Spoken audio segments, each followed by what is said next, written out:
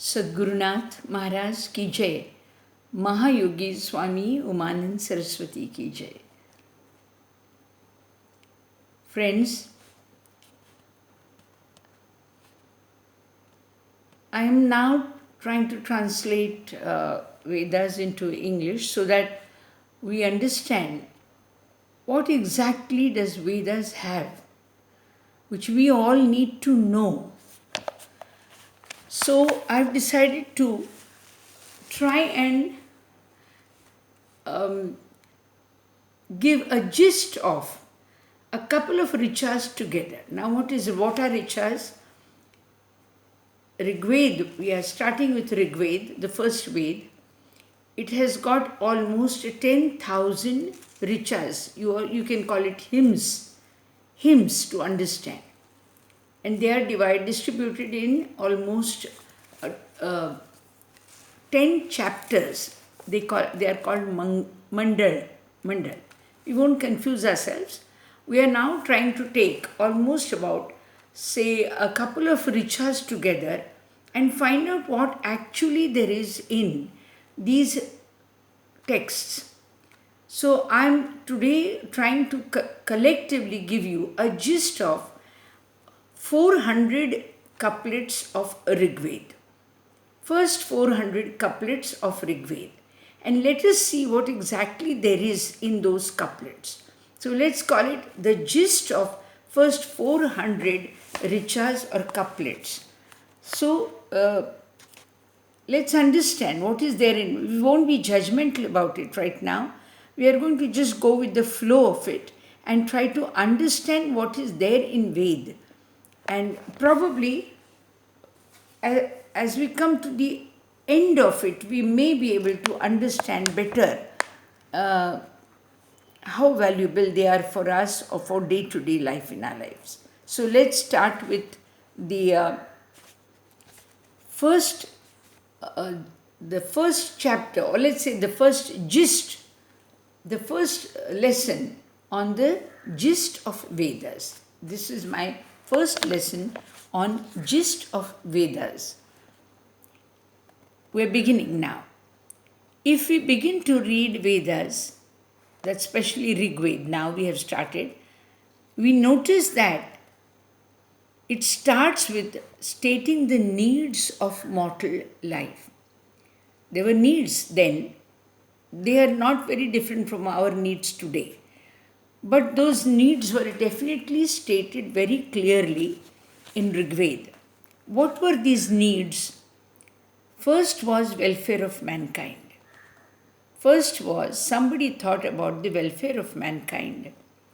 Then they thought of energy, wealth, and safety. Third thought was for having a guardian figure, a parental figure for mankind they could turn to. So the God concept emerged. Fourth was man wanted this guardian to be virtuous and in the interest of the welfare of mankind. Obviously, if we have to have a God, it has to take into consideration our welfare. So a guardian, a parental figure was needed. And then man wanted intellect and protection of whatever was beneficial around.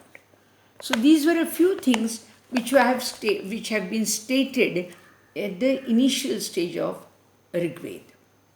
Now there were certain forces available to whom they could ask for these. These needs had to be supplied by somebody. So they were the 5 elements of on earth level. As long as the needs were limited to the needs at the earth level, these 5 gods were considered as the 5 gods of elements 5. The gods available to them at that time were obviously the gods of the elements. Agni Dev, Vayu Dev. Agni Dev is fire, Vayu Dev is air, then Varun Dev is rains, and of course we have the earth and the sky. We will come to them gradually, but these 3 were prominently talked about in these first 400 richas. Man once got the earthly support. He got what he needed from the earthly support with these five gods, with the help of these five gods. His hunt for treasure made him reach out to space and planets. Now he looked up at and he saw the sky, the stars, the sun, the moon, and he wanted to now reach out. He must have wondered because it's mind, it's intellect. It reaches out. So it reached out to the pleasures which were probably there, hidden and unattained, and so man reached out to these, and therefore he now had to have another interaction with another type of god, and that was Indra. Indra was supposed to be the master of the planets. Now, what happened then? So man wanted energy from Agni, then he wanted competence from sun, then he also, because it was placed at a height, so he could be seen and his heat and light could reach, so man expected sun to give competent service. He expected Vayu to destroy the enemy, and he wanted the good side of Indra. What was the good side of that Indra he wanted? That he should be willing to help mankind. He should be willing to help mankind. And Indra was definitely looked upon as somebody mighty and strong. Now this gives you a gist of first 100 riches. Now we go to the next 100. Man felt strong with Indra. Obviously, because Indra was not only strong and wealthy, but he was also willing to help mankind. He was an indweller of mountains, and he released or unlocked the knowledge, the cattle, the waters, resources, all that was stuck in the mountains was released in favor of mankind. So obviously Indra was contributing to the welfare of mankind. Now mortal wanted to be like, as strong and as wise as Indra. See how man made progress. First he was happy with the nature and just the five elements, but now he was aspired for the heavens, and now he was aspired to be like or possess the powers which the gods had. And so he started improving his returnable service to God. So he started offering something called yajna, or as I said, somras, some prayer, a way of worship, praise and somras. Now along with somras, he improved his services by offering medicinal herbs. Look how the both are complementary to each other. So we have to understand how man made his progress with the help of these gods, and that gods came forward. Now Indra had two powers, the seen and the unseen. They had two powers. Now man realized that trying to win these gods like Indra and Varun was not within their reach. It was not possible. It was not possible for a mortal. So very wisely he decided to get the grace of Indra and Varun. This was a very wise decision. However, now mortal wanted superpowers. Now he was tempted to have the powers which the gods had. Now for that, obviously, the knowers of the wisdom, like Kanva sage and all, they started inviting these planetary forces and the planets, and they started, yes, they tried to interact with these gods. But one of the gods they invoked was Kanva Muni, one of the sages, Kanva Muni, invoked Brahmanspati. Now Brahmanspati was supposed to be like a guru today. He was then the guru of the gods. So there was a master there who was wise with the wisdom and the knowledge around required, and was willing to teach. So this Brahmanspati comes into the picture. So first we had gods who were only the elements. Then later, because we reached out to the planets, we had to interact with Indra, Surya, that is sun, Som, that is moon and all. And later, now we needed knowledge, so we had to interact with god called Brahmanspati. Now mortal wanted siddhis and superpowers, so Kanva invoked Brahmanspati, the knower of the wisdom, and without him, mortal could not accomplish pursuit of knowledge. Pursuit of knowledge. For accomplishing that, man needed Brahmanspati. And therefore man began to now, not only now did he need superpowers, now his ambition rose because Brahmanspati came in with another set of beautiful knowledge, and that was liberation. Liberation. Now the gods also came forward. He said, all right, I'll give you powers, but what are the powers useful up to a certain extent? However supreme these are, yet the final is liberation. So here came Brahmanspati with the idea of liberation to mortal. Now perfection, how did a mortal attain godliness? There was people like Rubhus.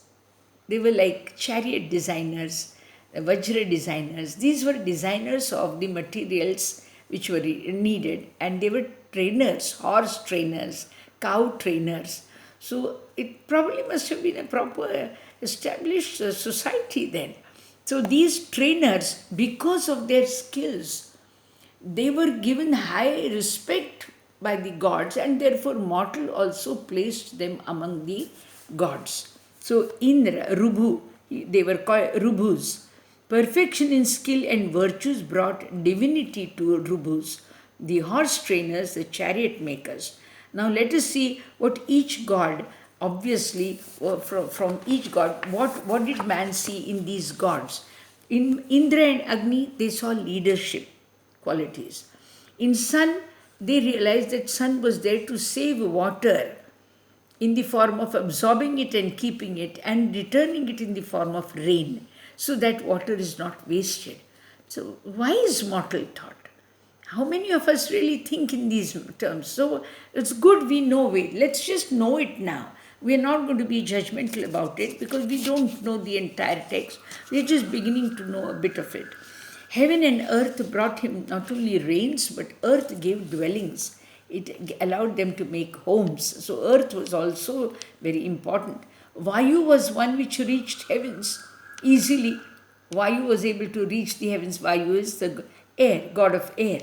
And then it also brought in people or gods like Vishnu, who introduced the tilling of land. It is so said that in Vaman Sukta, the couple of first few hundred, we are introduced to Vaman Sukta, that is the Vaman avatar of Lord Narayan, in which he is supposed to have just used 3 feet. He placed his 3 feet, 1, 2, 3, and almost tilled the entire world and made it agriculturally fit. So he is looked upon as by the farmers as somebody who could train them and teach them about farming. So Vishnu comes in. Then came Pushan, another similar, it's another name like for sun, but here this sun, particular Pushan, is given the role of now taking the soul from this after death to another safer world. That job was given to Pushan. Now simultaneously you will understand how man was also expecting and developing and making progress. Then there was the Somras, which was made out of Somvalli creeper. It is supposed to have told, the Somvalli creeper has made Sindhu Dweep, a sage called Sindhu Dweep. It has okay.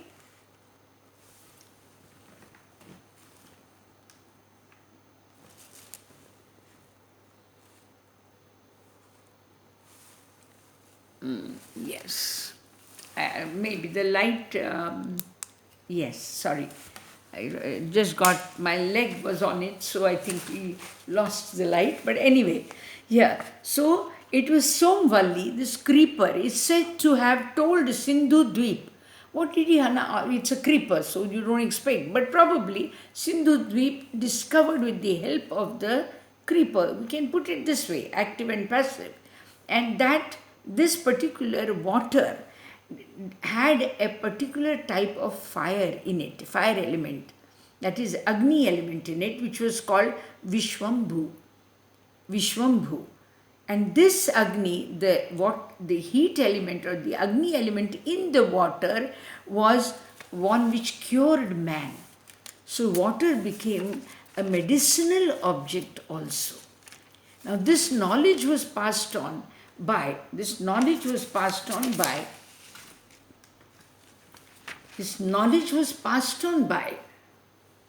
this creeper Somvalli.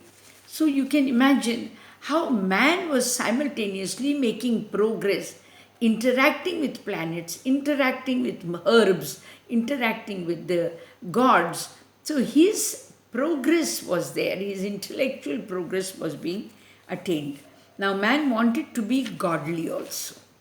Now how would he become godly? So he thought he should try and meet Aditi. Aditi was supposed to be the mother of gods. The number of gods which are attributed to her as sons were 12 Aditya, Aditya's son, 12 Aditya, 11 Rudra, 8 Vasu. It must be yes, that time probably the world needed the manifestation of mortals. So probably this job was given to these godly figures, and mortal realized the nature of the element from Aditi. They realized that the nature of the elements may be dangerous.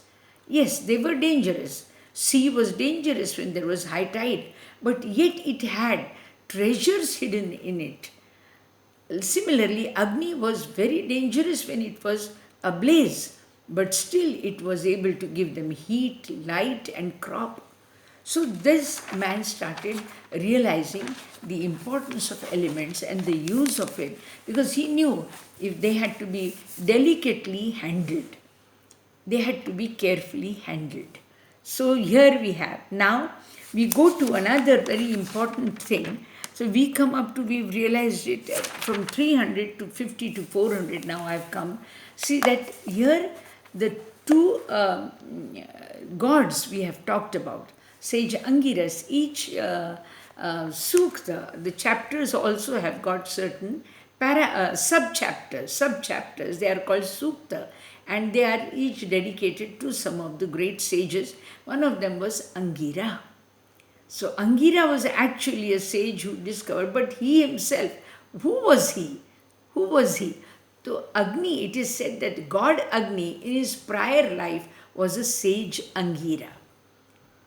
But because he observed austerities meticulously, without his austerities, he followed the rules of the nature. Now, like I'll give you an example. Now, when you rise up with the sunrise, you sleep with the sunset, you eat when everything natural, whatever it keeps you closer to the nature around you. If you can stick to that pattern, you will develop some understanding of the nature.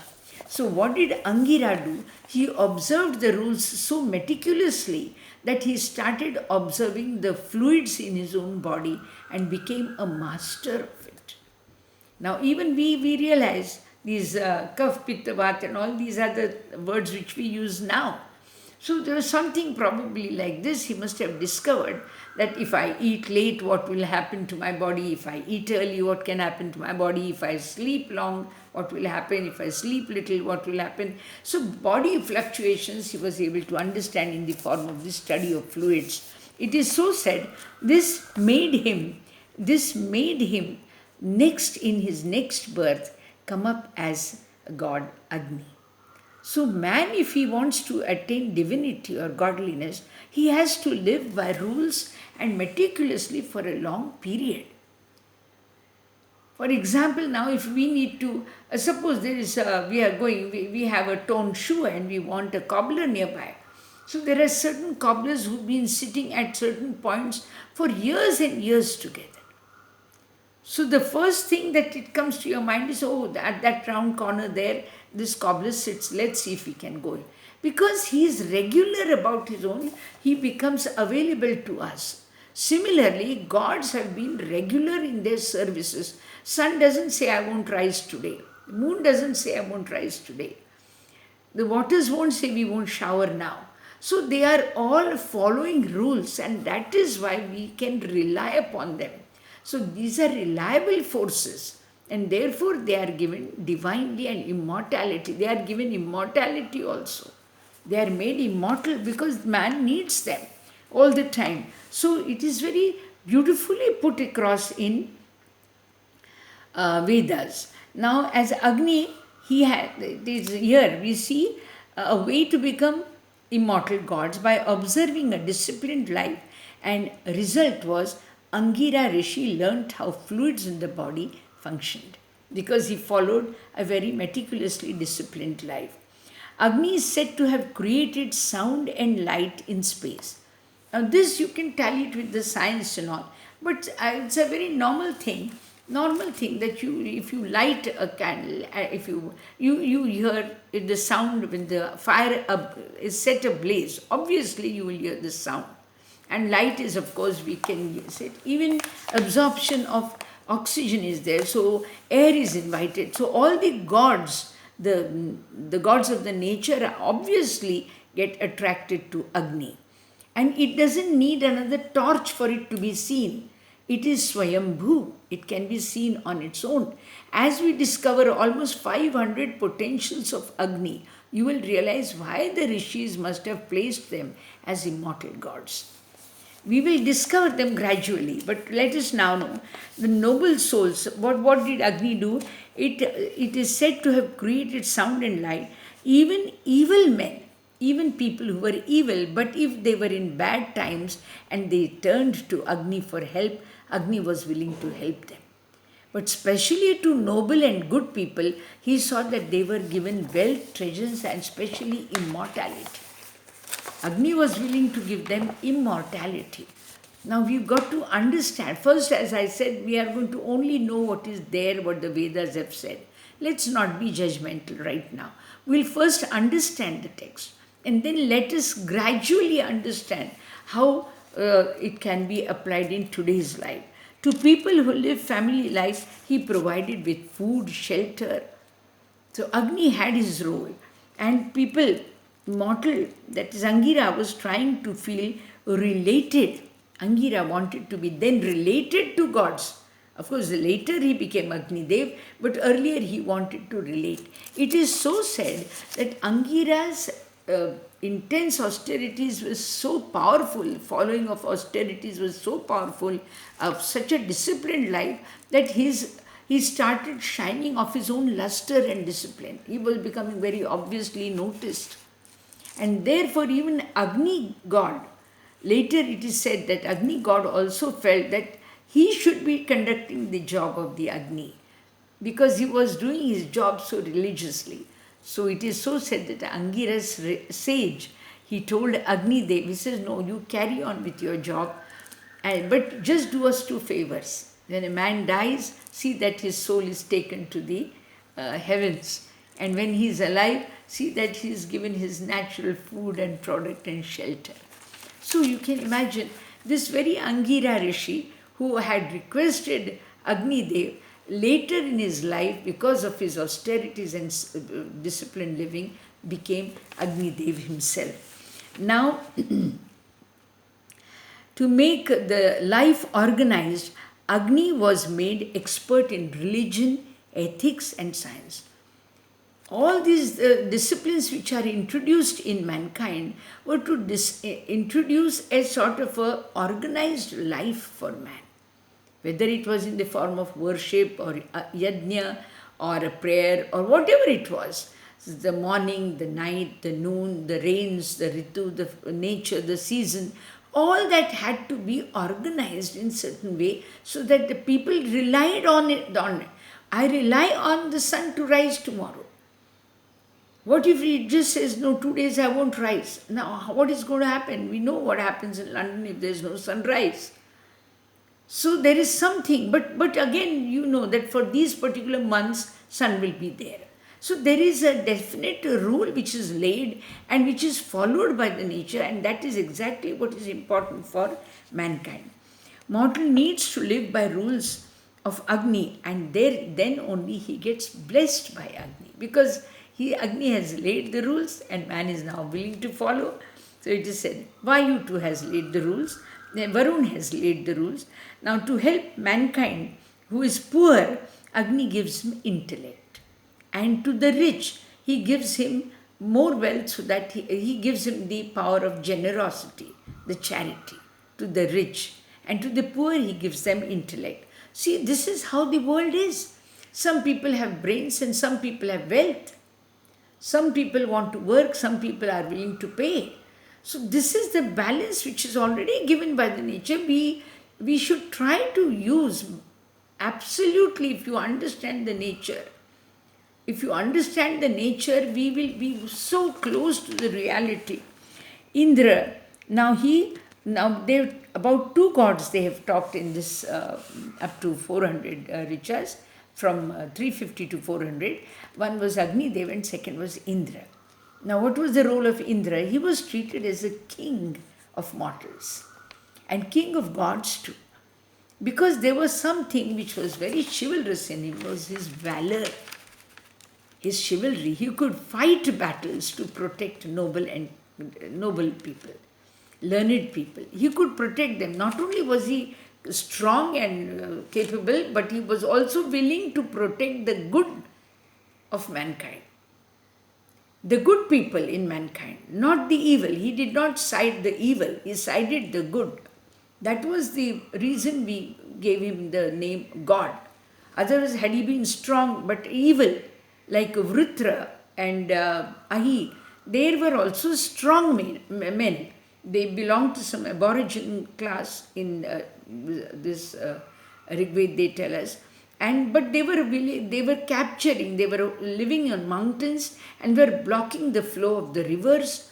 They were capturing the cattle and crowding, closing, not allowing them to graze around, or whatever was it. They were trying to hold back the benefits which were supposed to be there even for mankind.